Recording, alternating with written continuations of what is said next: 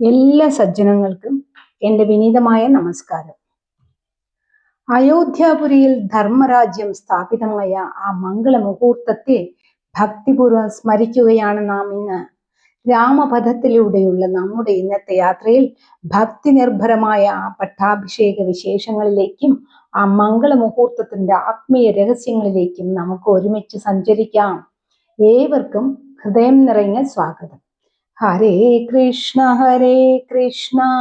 കൃഷ്ണ കൃഷ്ണ ഹരേ ഹരേ, ഹരേ രാമ രാമ രാമ ഹരേ ഹരേ. സത്യം വദ ധർമ്മം ചര, സത്യം പറയുക, ധർമ്മം പ്രവർത്തിക്കുക.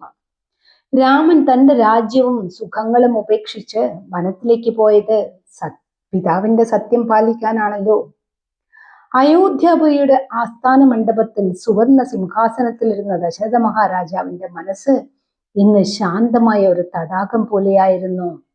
പ്രജകളുടെ സ്നേഹവും രാജ്യത്തിന്റെ ഐശ്വര്യവും അദ്ദേഹത്തിന്റെ ഉള്ളിൽ സങ്കലിതാനന്ദത്തിന്റെ തിരമാലകൾ തീർത്തു. കാലം തന്റെ മുടിയിഴകളിൽ നരയുടെ വെള്ളി നൂലുകൾ പാകിയത് അദ്ദേഹം തിരിച്ചറിഞ്ഞു. ആ തിരിച്ചറിവിൽ നിന്നാണ് ഒരു വലിയ ദൃഢനിശ്ചയം ജനിച്ചത്. അദ്ദേഹം പതുക്കെ എഴുന്നേറ്റു. അരികിലിരുന്ന കുലഗുരു വസിഷ്ഠ മഹർഷിയെ വന്ദിച്ചു. ബ്രഹ്മപുത്രനായ ആ മുനിയുടെ പാദങ്ങളിൽ പ്രണമിച്ച് വിനയത്തോടെ ദശരഥ മഹാരാജാവ് തന്റെ ഹൃദയ വാതിലുകൾ തുറന്നു വെച്ചു. ഗുരുദേവ, അയോധ്യയുടെ ഓരോ വീഥികളിലും ഇപ്പോൾ ഒരു പേര് മാത്രമേ കേൾക്കാനുള്ളൂ, രാമൻ. പൗരജനങ്ങളും മന്ത്രി മുഖ്യന്മാരും ഒരേ സ്വരത്തിൽ അവനെ പ്രശംസിക്കുന്നു.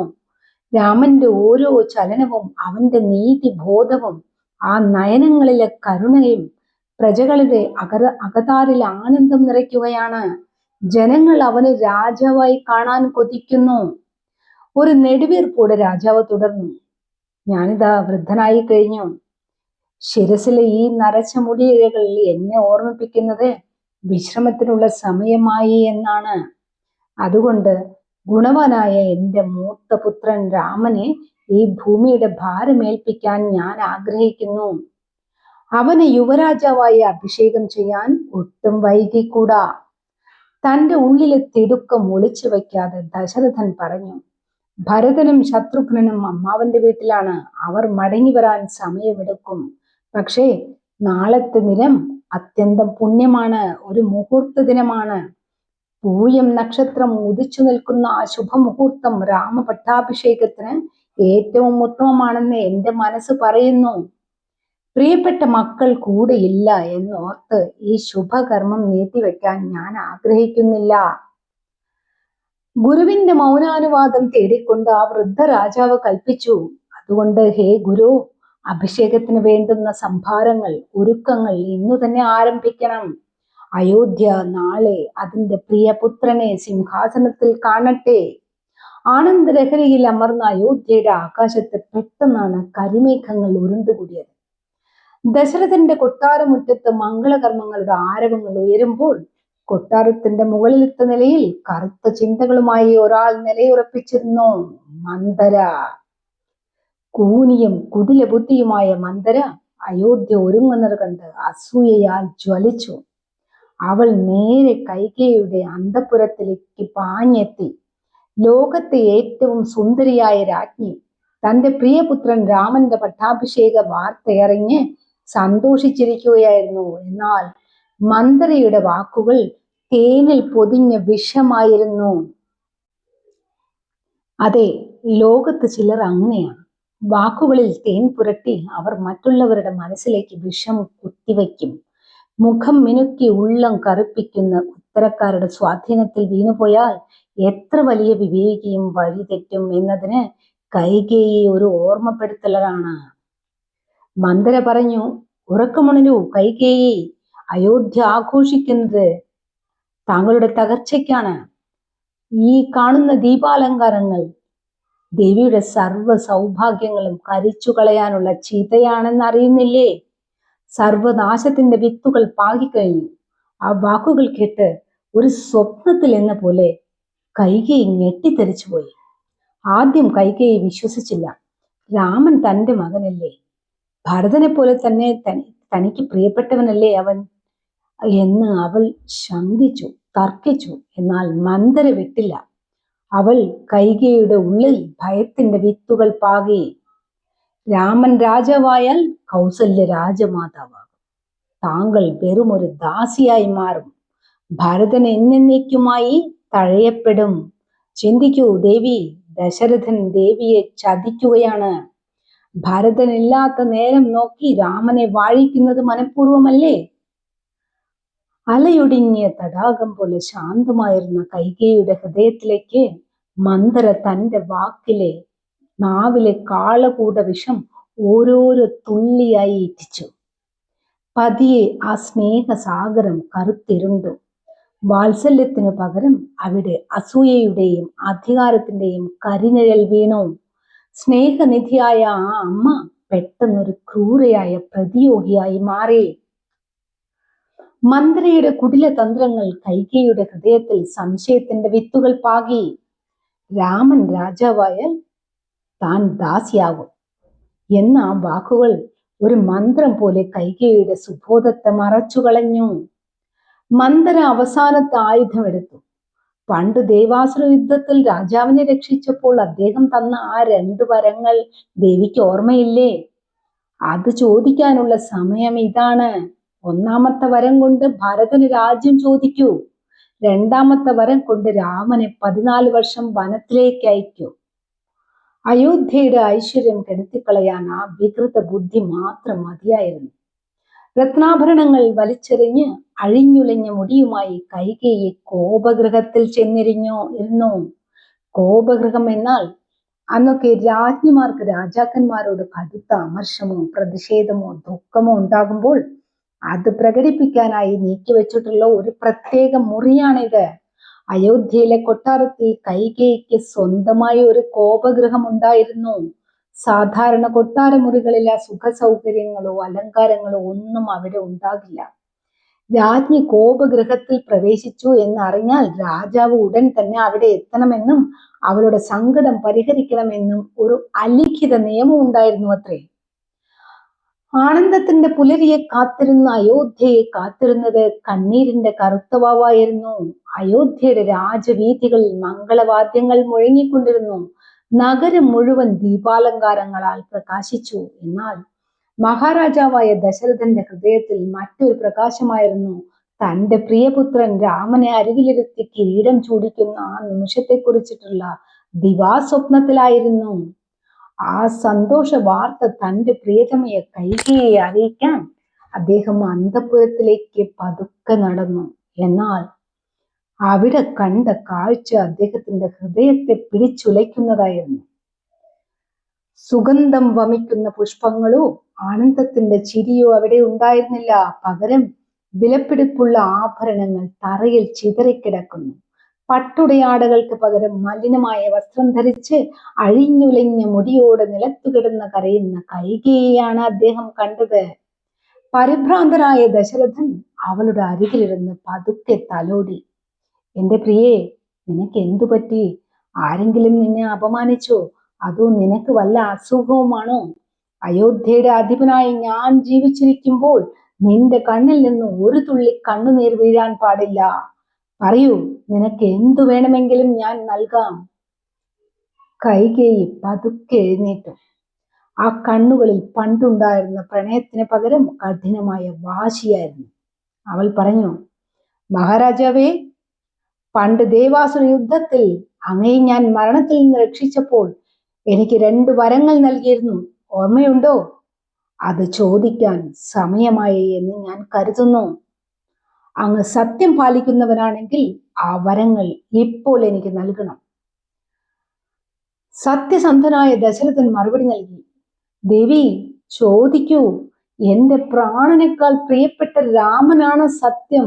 നിന്റെ ആഗ്രഹം എന്തു തന്നെ ആയാലും അത് ഞാൻ സാധിച്ചു തരും. ആ പാവൻ രാജാവ് ഒരിക്കലും പ്രതീക്ഷിച്ചിരുന്നില്ല താൻ നൽകിയ ആ വാഗ്ദാനം തന്റെ പ്രിയപുത്രന്റെ വനവാസത്തിലേക്കും സ്വന്തം അന്ത്യത്തിലേക്കുമുള്ള വഴിയായി മാറുമെന്ന്. വരാനിരിക്കുന്ന കൊടുങ്കാറ്റിനെ കുറിച്ച് അറിയാതെ തന്റെ പ്രിയതമയുടെ സന്തോഷത്തിനായി അദ്ദേഹം ആ കെണിയിൽ സ്വയം ചെന്നു ചാടി. രാമന്റെ പേർ കേട്ടപ്പോൾ കൈകേയിയുടെ ഉള്ളിലെ വിഷം പുറത്തേക്ക് വന്നു. അവൾ നിസ്സങ്കോചം പറഞ്ഞു, ആദ്യത്തെ വരം, നാളെ നടക്കേണ്ട പട്ടാഭിഷേകം എന്റെ മകൻ ഭരതന്റേതാകണം. രണ്ടാമത്തെ വരം, നിങ്ങളുടെ പ്രിയപുത്രൻ രാമൻ നാളെ തന്നെ വസ്ത്രങ്ങളും ആഭരണങ്ങളും വെടിഞ്ഞ് ജടയും മരവുരിയും അണിഞ്ഞ് 14 വർഷം വനവാസം അനുഷ്ഠിക്കണം. ഈ വാക്കുകൾ ദശരഥന്റെ കാതുകളിൽ ഇടിത്തി പോലെയാണ് പതിച്ചത്. അദ്ദേഹം ഒരു നിമിഷം സ്തംഭിച്ചുപോയി. താൻ സ്വപ്നം കണ്ട തന്റെ സാമ്രാജ്യം തന്റെ കണ്ണുകൾക്ക് മുന്നിൽ തകർന്നടിയുന്നത് അദ്ദേഹം കണ്ടു. ഹാ രാമ എന്ന് വിളിച്ച് ആ വൃദ്ധ രാജാവ് ബോധരഹിതനായി തറയിൽ വീണു. സത്യസന്ധരായ മനുഷ്യർക്ക് തങ്ങൾ നൽകിയ വാക്ക് ജീവനേക്കാൾ വലുതാണ്. ദശരഥ മഹാരാജാവ് തന്റെ സത്യം പാലിക്കാൻ ശ്രമിച്ചപ്പോൾ അദ്ദേഹത്തിന് സ്വന്തം ജീവൻ തന്നെ നഷ്ടപ്പെടുത്തേണ്ടി വന്നു. ഒരു വശത്ത് സൂര്യോദയത്തെ കാത്തിരുന്ന ആഘോഷപൂർണമായ അയോധ്യ, മറുവശത്ത് വിധി മാറ്റി വരച്ച ക്രൂരമായ ഈ രാത്രി. സ്നേഹവും സത്യവും തമ്മിലുള്ള വലിയൊരു പോരാട്ടത്തിന് അവിടെ തുടക്കമാവുകയായിരുന്നു. നേരം വെളുത്തു. അയോധ്യ മംഗളാരവങ്ങളാൽ ഉണർന്നു. തോരണങ്ങളാൽ അലങ്കൃതമായ നഗരം അതിന്റെ പ്രിയപുത്രന്റെ പട്ടാഭിഷേകം ആഘോഷിക്കാൻ ഒരുങ്ങി നിൽക്കുകയാണ്. എന്നാൽ രാജകൊട്ടാരത്തിന്റെ അകത്തളങ്ങളിൽ വിധി മറ്റൊരു കഥ എഴുതി തുടങ്ങിയിരുന്നു. മഹാരാജാവിനെ കാണാൻ എത്തിയ സുമന്ത്രർ കാണുന്നത് തകർന്നുപോയ ദശരഥനെയാണ്. പിതാവിന്റെ വിളിയനുസരിച്ച് രാമൻ അവിടേക്ക് കടന്നു വന്നു. ചന്ദ്രനെ പോലെ ശോഭിക്കുന്ന ആ മുഖത്ത് എപ്പോഴും വിരിയുന്ന ആ ശാന്തമായ പുഞ്ചിരി അപ്പോഴും ഉണ്ടായിരുന്നു. എന്നാൽ അവിടെ കണ്ട കാഴ്ച രാമനെ ദുഃഖിപ്പിച്ചു. തന്റെ പിതാവ് നിലത്ത് ബോധരഹിതനെ പോലെ കിടക്കുന്നു. വാക്കുകൾ പുറത്തു വരാതെ അദ്ദേഹം വിങ്ങുന്നു. രാമൻ വിനയത്തോടെ കൈകേയിയോട് ചോദിച്ചു, അമ്മേ, പിതാവിന് എന്തു പറ്റി? ഞാൻ അറിയാതെ എന്തെങ്കിലും തെറ്റു ചെയ്തോ? അതോ അദ്ദേഹം എന്നോട് കോപത്തിലാണോ? കൈകേയി അല്പം പോലും കൂസാതെ കുലുങ്ങാതെ പറഞ്ഞു, രാമ, പിതാവിന് നിന്നോട് കോപമില്ല. പക്ഷേ അദ്ദേഹം ഒരു വാഗ്ദാനത്തിൽ കുടുങ്ങിക്കിടക്കുകയാണ്. പണ്ട് എനിക്ക് നൽകിയ 2 വരങ്ങൾ പാലിക്കാൻ അദ്ദേഹം ഇപ്പോൾ മടിക്കുന്നു. നീ ഒരു സത്യസന്ധനായ പുത്രനാണെങ്കിൽ പിതാവിനെ ആ സത്യത്തിൽ നിന്ന് നീ മോചിപ്പിക്കേണ്ടത് നിന്റെ കടമയാണ്. രാമൻ ശാന്തനായി മറുപടി പറഞ്ഞു, അമ്മേ, പിതാവിന്റെ സത്യം പാലിക്കാൻ എന്റെ പ്രാണൻ വേണമെങ്കിലും നൽകാൻ ഞാൻ തയ്യാറാണ്. അവിടുന്ന് പറയുന്നത് എന്തും ഞാൻ ശിരസാവഹിക്കും. പറയൂ, എന്താണ് ആ വരങ്ങൾ? കൈകേയി പറഞ്ഞു, ഭരതൻ രാജ്യം ഭരിക്കണം. നീ നാളെ തന്നെ വനത്തിലേക്ക് പോകണം. 14 വർഷം ജടയും മരവുരിയും അണിഞ്ഞ് താപസനത്തിനെ പോലെ വനത്തിൽ കഴിയണം. ആ വാക്കുകൾ കേട്ടപ്പോൾ രാമന്റെ മുഖത്ത് മറ്റൊരു ഭാവമാറ്റവും ഉണ്ടായില്ല. പുഞ്ചിരിച്ചുകൊണ്ട് പറഞ്ഞു, അമ്മേ, ഇത്രയേ ഉള്ളൂ. ഭരതൻ രാജ്യം ഭരിക്കുന്നത് എനിക്കും സന്തോഷമുള്ള കാര്യമാണ്. പിതാവിന്റെ വാക്കു പാലിക്കുക എന്നതിനേക്കാൾ വലിയൊരു ധർമ്മം എനിക്ക് ഇല്ല അമ്മേ. ഞാൻ വനത്തിലേക്ക് പോകാൻ തയ്യാറാണ്. ഭരതൻ ഈ ഭൂമി ഭരിക്കട്ടെ, ഞാൻ വനത്തെ സേവിക്കാം. കൈകേയിയുടെ കാഠിന്യത്തിന് മുന്നിലും രാമന്റെ മനസ്സ് ഹിമവാനെ പോലെ ഉറച്ചു നിന്നു. സന്തോഷത്തോടെ കിരീടം സ്വീകരിക്കാൻ വന്നവൻ അതിനേക്കാൾ വലിയ സന്തോഷത്തോടെ വനവാസത്തിനായി യാത്രയാകാൻ ഒരുങ്ങുന്നു. വാർത്ത കാട്ടുതീ പോലെ പടർന്നു. ആഘോഷങ്ങൾക്കായി ഒരുങ്ങിയ അയോധ്യ ഒരു നിമിഷം കൊണ്ട് ശ്മശാനമൂകമായി. പ്രിയപ്പെട്ട രാമൻ വനത്തിലേക്ക് പോകുന്നു എന്നറിഞ്ഞ് പ്രജകൾ അലമുറയിട്ടു. ലക്ഷ്മണൻ കോപത്താൽ ജ്വലിച്ചു. കൗസല്യ ദുഃഖത്താൽ തളർന്നു. പക്ഷെ രാമൻ എല്ലാവരെയും സമാശ്വസിപ്പിച്ചു. താൻ കാട്ടിലേക്ക് പോകുന്നത് ഒരു ശിക്ഷയായിട്ടല്ല, മറിച്ച് പിതാവിന്റെ സത്യം സംരക്ഷിക്കാനുള്ള ഒരു പുണ്യകർമ്മമായിട്ടാണ് കണ്ടത്. അങ്ങനെ അയോധ്യയുടെ കിരീടം വേണ്ടെന്ന് വെച്ച് ലോകത്തിന് സത്യം എന്താണെന്ന് കാണിച്ചു കൊടുക്കാൻ രാമൻ വനത്തിലേക്ക് ഇറങ്ങുകയാണ്. സീതയും ലക്ഷ്മണനും ആ നിഴൽ പോലെ കൂടെയുണ്ട്. ശ്രീരാമ പട്ടാഭിഷേകത്തിന് ഈ വിശേഷങ്ങൾ നിങ്ങൾക്ക് ഏവർക്കും ഇഷ്ടപ്പെട്ടു എന്ന് കരുതുന്നു. പ്രഭുവിന്റെ അനുഗ്രഹം എപ്പോഴും നിങ്ങളുടെ കുടുംബത്തിൽ ഉണ്ടാകട്ടെ.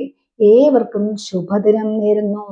രാമായണത്തിലെ ഏറ്റവും ഹൃദയസ്പർശിയായ ഈ ഭാഗം ഒരു വലിയ പാഠമാണ് നമുക്ക് നൽകുന്നത്. നമുക്ക് ലഭിക്കേണ്ട വലിയ കാര്യങ്ങൾ നഷ്ടപ്പെടുമ്പോഴും പതറാതെ നിൽക്കുന്നത് യഥാർത്ഥ മാഹാത്മ്യം.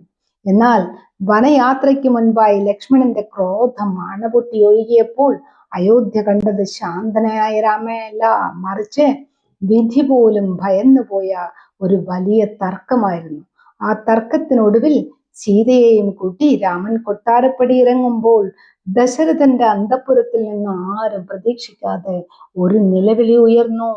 എന്തായിരുന്നു ആ നിലവിളി? രാമന്റെ യാത്ര തടയാൻ ആർക്കെങ്കിലും സാധിക്കുമോ? അടുത്ത ഭാഗത്തിനായി കാത്തിരിക്കുക. ഹരേ കൃഷ്ണ കൃഷ്ണ കൃഷ്ണ ഹരേ ഹരേ, ഹരേ രാമ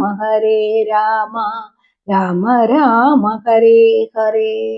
ലോകാ സമസ്ത സുഖിനോ ഭവന്തു, ലോകാ സമസ്ത സുഖിനോ ഭവന്തു, ലോകാ സമസ്ത സുഖിനോ ഭവന്തു.